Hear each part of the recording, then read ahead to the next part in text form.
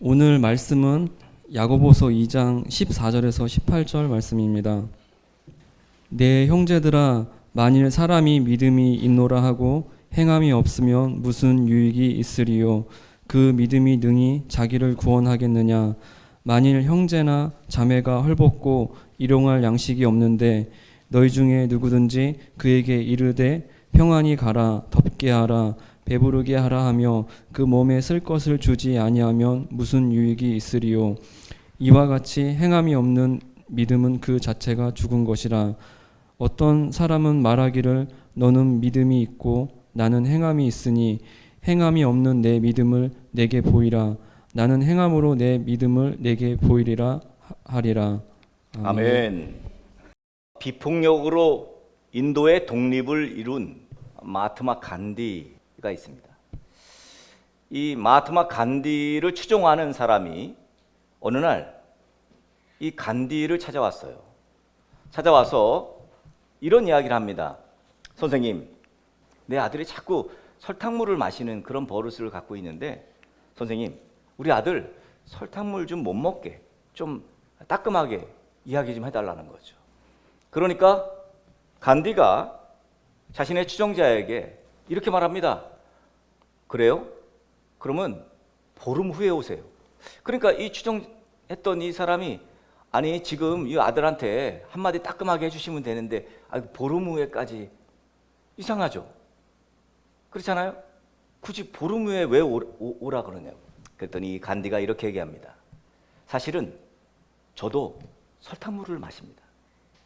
내가 15일간 끊고 그리고 말을 해야 그 말이 진정성이 있지 않겠습니까? 내가 설탕물을 마시는데 설탕물 마시지 마. 그 말은 진정성이 없죠. 그러니 내가 보름 동안 설탕물을 안 마시고 그리고 아드님에게 마시지 말라고 이야기하겠습니다. 우리는 예수님을 믿는 그리스도인입니다. 예수님 말씀대로 행하고 또 예수님 말씀대로 사는 사람들이죠. 늘 말씀드립니다만 예수님 믿는 것이 무엇이냐? 예수님 믿는 것은 예수님의 말씀대로 사는 것입니다. 그러니까 예수님의 말씀대로 살지 않으면 예수님 믿는 게 아니에요. 나 예수님 믿어요. 저는 그리스도인입니다. 나는 기독교인이에요. 그런데 예수님 말씀대로 살지 않는다? 기독교인 아니고요. 그리스도인 아닙니다. 그런데 예수님의 말씀대로 행하지 않고 또 가족들이나 다른 사람들에게 예수님 말씀대로 살아야 돼 라고 말을 한다면 이것 또한 설득력이 없겠죠. 이 간디처럼 이웃을 사랑해야죠. 내가 이웃을 사랑하지도 않는데 이웃을 사랑하라고 어떻게 말을 하냐고요. 그래서 저는 이 목사가 말씀을 전할 때 저는 굉장한 부담감이 있습니다. 제가 예수님 말씀대로 살지도 않으면서 여러분들에게 예수님 말씀대로 살라고 한다면 여러분 순종하시겠습니까? 제가 교회에 헌금, 이제 뭐 드러나는 게 헌금이니까, 자, 좋아요. 헌금을 제가 안 하면서 여러분에게 헌금하라고 하면 여러분은 어떠시겠습니까? 아, 우리 목사님 왜 헌금 안 해? 나도 안 해도 되겠네. 우리 목사님 왜 전도를 안 해? 나도 안 해도 되겠네. 우리 목사님이 기도를 안 해? 나도 기도 안 해도 되겠네. 우리가 예수님이 있는 사람이라면 말한 대로, 믿은 대로 살아야 그리스도인이 되겠죠. 더 나아가서 자, 믿었어. 뭘 믿었냐고요? 믿은 대상이 있을 거 아닙니까? 그 대상은 우리에게 계속해서 네가 믿은 대로 나를 믿은 그대로 살아야 된다. 이 말은 내가 말씀한 대로 살아야 된다는 얘기겠죠. 더 갖고 싶어요. 우리 인간은 그게 욕심이 원래 그게 다 인간의 기본적인 욕심이에요. 더 갖고 싶고 더 누리고 싶고 더 풍요롭고 싶고 이 욕심은 자연스럽게 인간에게 녹아들어요. 그런데 그리스도인이 되면 이게 바뀌는 거예요. 이게 더 갖고 싶은 욕심이 변해요. 더 누리고 싶은 욕심이 우선순위가 더 생겨버려요. 그리스도인과 비그리스도인들의 차이는 여기에서 나타나요. 욕심이 자라가지고 잉태하면 죄를 낳고 자라서 죽음을 낳잖아요. 사망을 가져옵니다. 우리가 잃어버린 것, 우리가 버려지는 것, 원인을 다 따져보면 결국은 욕심 때문이에요. 대부분 그래서 자녀들을 양육할 때 실수하는 것 중에 하나가 바로 그 욕심을 키우려고 자꾸 그게 실수하는 거예요. 야, 너 더 가져야 돼. 더 가지려면 어떻게 해야 돼요? 남의 걸 뺏어야 돼. 이게 전제된 거예요. 실제로 너 남의 거 뺏어와. 그렇게 말은 안 합니다. 요즘 뭐 그렇게 하는 사람도 있어요. 그래서 시험지를 훔친다든지 뭐 그렇잖아요. 이게 가당키나 합니까 이게 우리 인간 사회에서. 근데 부모들이 그렇게 양육을 하고 있어요. 뺏어. 네가 더 가져. 네가 더 누려. 네가 더 누리려면 다른 사람의 누림은 포기시켜. 암암리에 그렇게 만들고 있다는 거죠. 그 욕심. 스스로는 인간의 자연스러운 욕심이야 라고 말합니다만 그 욕심이 결국은 죽음에 이르르고 사망에 이르르는 결과를 낳게 된다는 거죠. 우리는 야고보 사도의 글을 보고 있습니다. 오늘 야고보서 2장의 말씀은 우리에게 굉장한 울림을 줍니다. 이 말씀은 이 야고보서의 중심이라고 할 수 있어요. 우리가 아는 야고보가 몇 명 있죠? 예수님의 제자였던 어부 중에 야고보, 세베대의 아들 야고보. 그 다음에 두 번째로는 또 누굽니까? 예수님의 친동생 야고보. 오늘 야고보서를 쓴 예수님의 친동생이라고 예수님의 친동생. 그 다음에 마지막에 알페오의 아들 야고보가 있죠.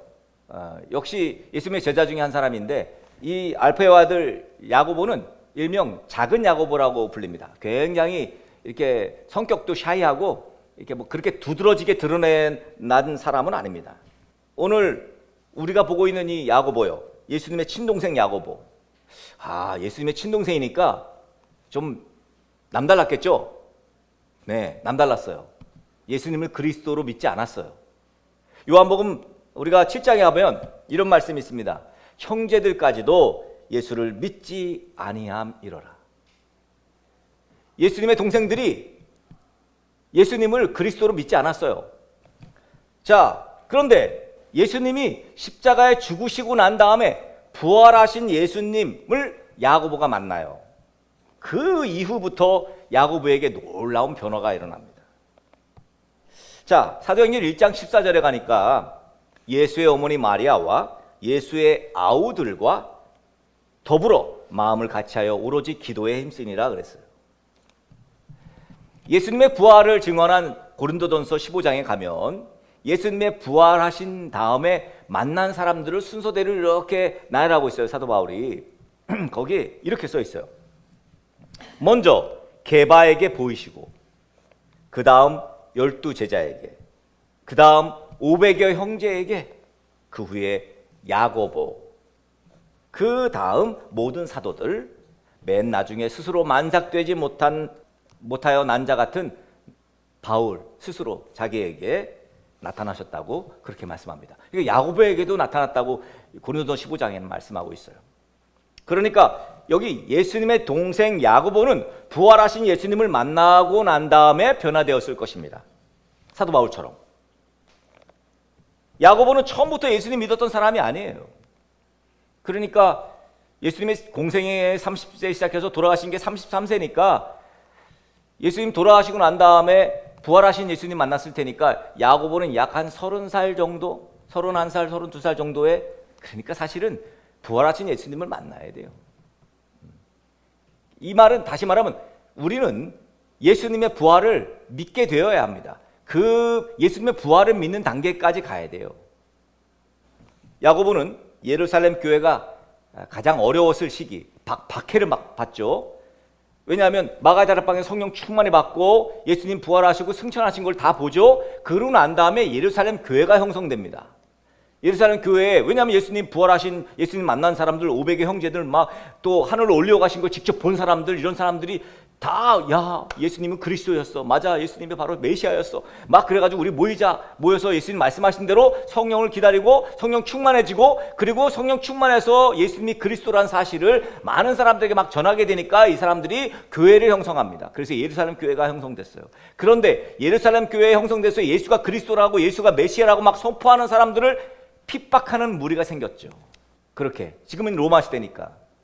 그래서 로마 시대에 이제 예수 믿는 사람들을 잡아가두게 됩니다. 그 대표적인 사람이 바로 바울 이전에 사울이죠. 근데 이 예루살렘 교회가 막 형성돼서 막 핍박받고, 그래서 안디옥으로 도망가고, 그래서 안디옥 교회가 형성되고, 막 이렇게 피해서 도망가고, 뭐 나중에는 뭐 카타콤으로 지하로 막 숨어들고 막 그런 시기에 예루살렘 교회를 다스렸던 리더십이 바로 야고보였다는 거예요. 그러니까 예루살렘 교회 담임 목사가 야고보였다는 거지. 그러니까 야고보의 위치는요 굉장히 중요한 위치였어요. 그 야고보가 성령의 감동이 되어서 쓴 책이 바로 오늘 이 야고보서예요. 이 책 서두에서 야고보는 자신을 예수님의 동생인 나 야고보는 이렇게 말하지 않습니다. 이렇게 말했으면 사람들이 예수님 동생이래 야 그럴 텐데, 야고보가 뭐라 그래요? 1장 1절에 보면 하나님과 주 예수 그리스도의 종 야고보는 흩어져 있는 12지파에게 문안하노라 이렇게 말해요. 자기를 하나님과 예수 그리스도의 종이라고 말합니다. 그런데 어떤 성경 말씀보다 야고보서는 믿음을 가진 자들의 그 믿음에 합당한 삶을 살고 있는지를 물어요. 너네가 믿음을 갖고 있니? 그러면 그 믿음에 합당한 삶은 살고 있니? 믿는 대로 살고 있어? 말만 믿는 거 아니야? 이런 얘기죠. 야고보의 관심이 뭡니까? 누가 믿음이 있다고 하면서 행함이 없으면 무슨 소용이 있겠느냐? 믿음에 행함이 따르지 않으면 그 자체로는 죽은 것이다 그래요. 야고보서의 중요한 주제입니다. 그런데 우리는 어떻죠? 우리는 어떻게 알고 있어요? 전통적으로 우리가 알고 있는 믿음, 구원 어떻게 알고 있습니까? 에베소서 2장 8, 9절. 우리가 잘 알고 있는 믿음을 규정하고 구원을 규정하는 내용이 바로 에베소서 말씀이에요. 사도 바울의 이야기입니다. 사도 바울의 개념은 뭐예요? 너희가 그 은혜를 인하여, 하나님의 은혜, 하나님이 이처럼 사랑하신 은혜 뭐예요? 당신의 아들 독생자 예수를 이 땅에 우리 죄를 대신해서 보내주셔서 우리가 영원히 죽을 수밖에 없어. 우리 죄 때문에. 그런데 예수님이 대신 우리 죄를 대신 지시고 십자가에 죽으셨다는 거예요. 그래서 우리는 더 이상 죄 없어. 대신 누군가가 죽으면, 그렇잖아요. 여러분 벌을 받아야 되는데 대신 누가 벌 받았어. 그러면 그 대신 벌 받은 것 때문에 죄가 없이 되는 거예요. 난 죄 없어. 그래서 뭐라 그래요? 성경에 의롭다 이렇게 씌우는 거야. 원래 이렇게 죄가 있는데, 죄가 있어요. 근데 너 죄 없어 이렇게 씌워주신 거예요. 이게 바로 칭의라고 하는 거예요. 칭의. 넌 죄 없어. 왜? 예수님이 대신 죄를 지셨으니까. 그 은혜로 인하여 믿음으로 말미암아 구원을 얻었나니. 여러분, 이것은 너에게 산한 것이 아니고 하나님의 선물이다. 더 나아가요. 사도 바울은 행위에서 난 것이 아니니 이는 누구든지 자랑치 못하게 하려 함이라. 여러분, 이 말이 무슨 얘기예요? 행위에서 구원이 오는 게 아니야. 맞는 말이죠. 내가 52주 동안 주일 예배 꼬박꼬박 11시부터 12시까지 예배 드리면 구원을 받는다. 그 행위로 인해 내가 헌금을 1억을 하면 구원을 받는다. 성경은 어디도 그런 말씀을 하지 않아요. 행위로 받는 게 아니야. 구원은 믿음으로 얻는 겁니다. 자, 그렇다면 여기 지금 믿음으로 구원을 받는다는 이 사도 바울과 행함으로 인해 그리스도인이 된다는, 행함으로 결국은 구원받는다는 이 야고보의 말은 왠지 상반된 말 같잖아요. 무엇이 맞는 거예요? 사도 바울이 그래도 더 위대합니까? 그러면 사도 바울 말이 맞는 겁니까? 그럼 믿음으로만, 오직 믿음으로만 구원은 받는 겁니까? 행함은 뭐 야고보의 말은 아닌 거예요? 여러분, 결론부터 말씀드리면 믿음이나 행위나 지금 야고보나 바울이나 둘 다 똑같은 말을 하고 있는 거예요. 자, 믿음으로 구원을 받는다고 말한 사도 바울은 왜 이런 말을 했는지를 알아셔야 돼요. 지금 에베소에는 율법주의자들이 득실득실 되는 거죠. 이 율법주의자들이 율법주의에 사로잡혀서 참된 그리스도인이 되려면 예수님 말씀을 믿는 것으로 왠지 부족하다는 거예요. 그래서 율법을 지켜야지 구원받는다는 거예요. 쉽게 말하면 선행을 쌓아야지 구원받는다는 거지. 내가 복음을 쓰고 있는 거죠. 이 에베소 율법주의자들이. 쉽게 말하면 이런 거예요. 여러분 할례라고 알죠? 할례 난지 8일 만에 남자의 표피를 성기 표피를 자릅니다. 이거는 약속이에요. 약속, 피의 약속. 왜냐하면 남자의 성기를 통해서 생명이 탄생됩니다. 여기 생명이 죽음과 삶이 있는 거예요. 그래서 생명으로 네가 피의 약속을 나와 하자 해서 하나님과 약속한 거 아닙니까? 자, 그런데 이 유대주의자들, 율법주의자들은 뭐라고 말하냐면 할례를 받아야 구원받는다는 거예요. 근데 성경 어디를 봐도 할례를 받아야 구원받는다는 게 없는데 이 사람들은 왠지 그래야지만 구원받을 것 같은 거예요. 전통적으로. 그래서 그 율법을 정한 거지. 율법을 정한 거예요. 이것을 보고 사도 바울이 기가 막힌 거죠. 무슨 소리냐? 구원은 하나님이 우리에게 주시는 선물인데 우리가 뭘 더 한다고 하나님이 구원을 주시고 안 한다고 구원을 안 주시는 게 아니고 우리의 행위에 의해서 구원이 왔다 갔다 하는 게 아니라 오직 믿음으로. 이 말은요, 행위도 포함되는 거예요. 믿음이 행위가 안 나타날 수 없잖아요. 믿는데. 그래서 꼬치꼬치 따지고 율법적으로 살아가고 정죄하고 하는 이 율법주의자들에게 오직 믿음을, 십자가의 은혜를 믿음으로, 그 믿음을 말하고 있는 거예요. 자, 그런데 야고보는 또 예수님을 믿고 구원을 받았으니 이제는 어떤 행동을 해도 구원에는 문제가 없다고 생각하는 사람들과 맞닥뜨립니다. 요즘 있죠. 지금도 바로 구원파가 그래요. 내가 믿었어. 예수를 믿었어. 자, 믿어서 구원을 받았어. 자, 구원 받았잖아요. 나는 구원 받았어. 확신해. 그 다음에 내가 어떤 죄를 져도 어떤 짓을 해도 구원이 없어지지가 않는다는 거예요. 근데 이 당시에 야고보에게도 이런 사람들이 있었다는 거죠. 그러니까 야고보가 생각하기에 야 뭐야 믿는다며. 믿는다면서 어떻게 그런 행동을 할 수 있어? 그래서 야고보가 오늘 이런 그리스도인을 염두에 두고 행함으로 의롭게 된다. 믿기만 하는 것은 거짓 믿음이다. 그런 믿음은 죽은 것이다. 구원은 행동으로 증명될 때 참 믿음이 되는 것이야 라고 지금 말하는 거죠. 바울은 율법을 행하는 것이 구원의 근거가 될 수 없다고 말하는 것이고 야고보는 구원의 열매에 초점을 두고 구원받은 믿는 자의 삶에 어떤 실천에 따라야 하는가를 지금 말하고 있는 거예요. 바울은 어떻게 그리스도인이 될 수 있는가라고 한다면 야고보는 그리스도인이 진실한 믿음을 어떻게 증명할 수 있느냐라는 거죠. 결국 예수님을 믿는 그리스도인이라면 그 믿는 대로 행하게 된다는 것입니다. 우리가 예수님을 믿는다면 마땅히 믿고 있는 대로 살게 되겠죠. 야고보는 오늘 본문 14절에서 내 형제들아 만일 사람이 믿음이 있노라 하고 행함이 없으면 무슨 유익이 있겠느냐? 그 믿음이 자기를 구원하겠느냐? 이 말이 무슨 얘기예요? 지금 믿음 있는 거 아니야? 이거죠. 너 지금 믿음 있는 거 아니야? 이거예요. 이와 같이 행함이 없는 믿음은 그 자체가 죽은 것이라. 26절 넘어가면 이렇게 말합니다. 영혼 없는 몸이 죽은 것 같이. 영혼이 없는 몸이 죽은 거죠. 그건 당연히. 행함이 없는 믿음은 죽은 것이다. 여러분 반복해서 야고보는 행함이 있는 그리스도인을 말하고 있습니다.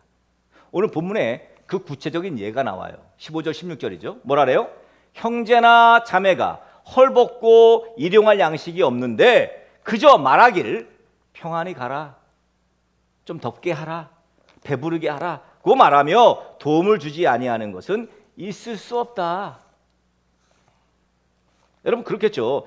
예수님 믿는 그리스도인이라면 지금 형제 자매가 지금 헐벗고 굶주린데 말이지, 말로만 아유 굶지 마, 뭐 라면이라도 끓여 먹어 뭐 그런 거겠죠. 말이 됩니까?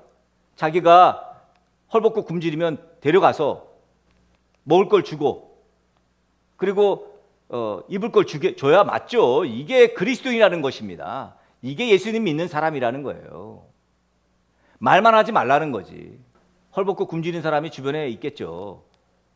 하지만 영적으로 굶주린 사람도 있고 사랑이 굶주린 사람도 있고, 여러분 그들이 보이지 않는다면 상관이 없어요. 여러분에게 안 보이면 상관이 없습니다. 여러분이 그것들을 느끼지 못하면 여러분 전혀 상관이 없습니다. 그러나 헐벗고 굶주린 이들이 여러분에게 보인다면 여러분들이 단순하게 평안하세요, 밥 굶지 마세요, 말로만 하지 말라는 것입니다. 굶주린 형제자매들은 도움을 주고 먹을 것을 줘야 합니다. 사랑에 굶주린 이들은 사랑을 줘야 하고 기도에 굶주린 형제들은 기도해 줘야 합니다. 이것이 마땅한 그리스도인의 모습이라는 거죠.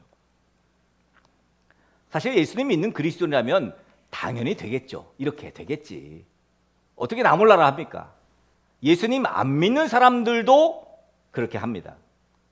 자, 그러면 예수님 안 믿는 사람들이 그렇게 하는 거는 그러면 구원받아야 될 사람들입니까? 야고보의 이 말씀을 오해하는 사람들, 행함으로 구원받는다고 하는 사람들은요, 거기까지 가요. 저렇게 행했기 때문에 구원받는다는 거예요. 아니에요, 절대. 여러분 믿음이 없으면 불가능한 거예요. 여러분 어떻게 따져보면 믿음과 행함은 같이 가는 거예요. 믿음이 있으면 행함도 같이 있는 거지. 행함만 따로, 근데 믿음은 없어. 불가능하죠.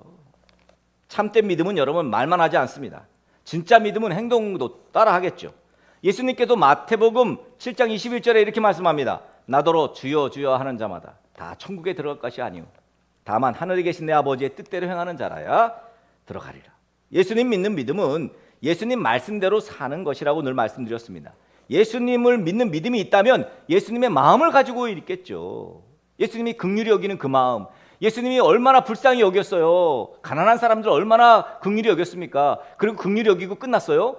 불쌍히 여기고 끝났어요? 병든 그 여인들, 죽은 자들 그냥 아유 불쌍하네 이러고 끝났어요? 울기까지 하셨잖아요, 예수님이. 그러면서 다 치료해 주시고 오죽하면 살려냈어요. 3일, 죽은 지 3일 된 나사로도 살렸습니다. 긍휼히 여긴다는 것은 행동을 수반하는 거예요. 믿음이 있어서 긍휼히 여겼으면 내가 도와줘야지.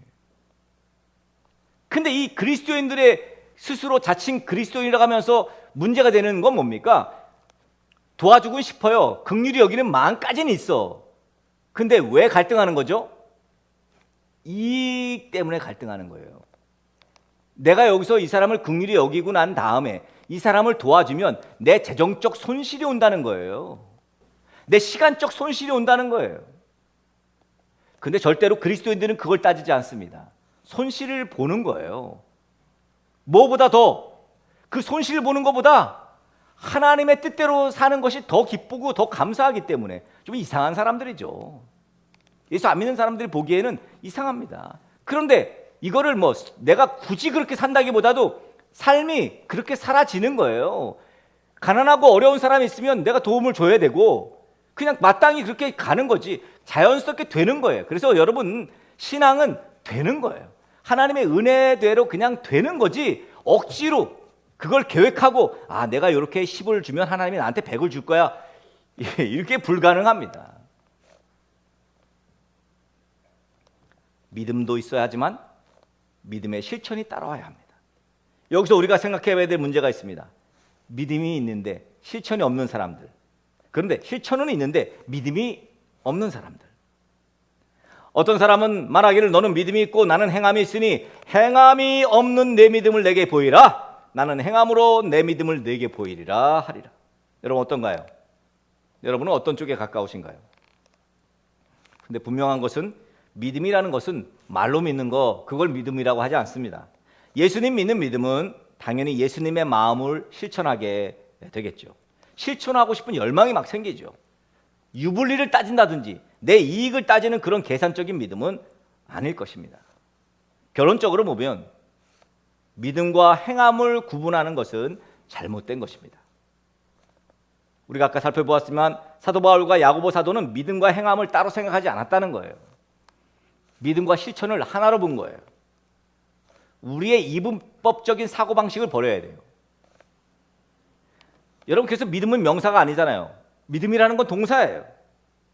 믿음을 증명하려면 행함으로 보여줘야 돼요. 그래서 저 사람이 예수님 믿는구나. 왜? 뭘 통해 알아? 내가 믿어요. 나는 예수님 믿거든요. 이렇게 말해서 하는 거예요? 아니에요. 그 사람 삶을 보니까 예수님 믿는 사람이네, 저 사람은.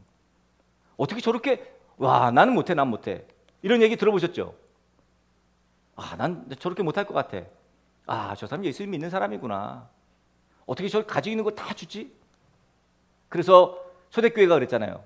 초대교회가 서로의 필요에 따라서 내 것을 내 것이라 하지 않았어요. 저 사람이 이거 필요해? 그럼 가져가. 줄게. 당연했다고요. 이게 마땅히 이렇게 이루어졌다고요. 왜? 믿음 있는 사람들이니까. 믿었다면 그 믿음대로 살아야 합니다. 결국 사랑하는 것이 아니라 그냥 자연스럽게 사랑하게 되는 거죠. 그렇잖아요. 뭐 사랑이 내가 의도해서 저 사람 사랑할 거야, 사랑할 거야. 지금부터 사랑해야 돼, 사랑해야 돼. 시작. 그렇다고 사랑되는 게 아니잖아요. 사랑 그냥 되는 거예요. 여러분, 어려운 이웃들, 형제 자매들 우리 주변에 있다면 당연히 도와주고 싶은 마음 들죠. 인지상정이에요. 그런데 실천하는 것과는 좀 달라요. 실천하게 되는 사람이 있고 불쌍하네. 그렇게 마음만 가는 사람들이 있습니다. 실천하게 되는 이유는 뭐예요? 내가 예수님 믿는 사람이라서 예수 믿는 사람이니까 보여줘야겠네. 하기 싫은데 또 보여줘야 된다니 또 해야겠네. 내가 목사니까 해야지. 이거 부담되네. 뭐 이래서 하는 게 아니에요. 그냥 되는 거예요. 그냥 뭐 다음에 이거 해가지고 내가 뭐 올 불이익을 생각할 뭐 그런 게 없습니다. 그냥 긍휼히 여기는 거예요. 그런데 혼자 감당 못하는 사이즈가 있죠. 그죠? 그래서 교회가 있는 것입니다. 그래서 교회가 하는 거예요.